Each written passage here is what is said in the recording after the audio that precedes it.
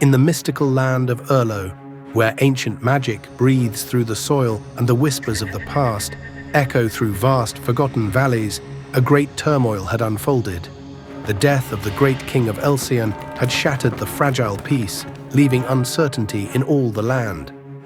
Drayson exploited the unrest by launching a sudden and brutal attack on Warlin Castle, igniting a fierce civil war and setting the world aflame.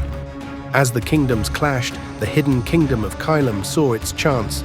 Long restrained by the vigilant eyes of Warlin, these mystic practitioners of the dark arts, witches and warlocks adept in divination and necromancy, now stepped out from the shadows. With Warlin distracted, Kylam's forces began their silent invasion of Urloh. Their tactics were not of open warfare, but of magic and sabotage, spreading fear and confusion, their intentions as dark as the spells they cast.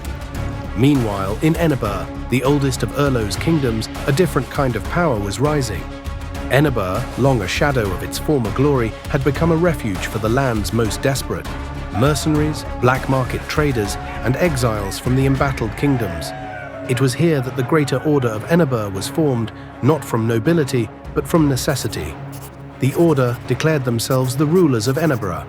Their leader, the formidable General Eliz, a tactician renowned for unorthodox methods, envisioned a new role for their kingdom.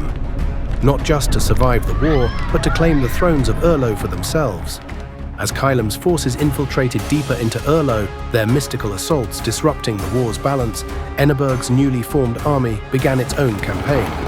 They struck not only in open battlefields, but also through deceit and sabotage. Their targets were the supply lines and secret strongholds of both Kylam and the other warring kingdoms. The wealthy and powerful lords of Raythorn watched with growing concern.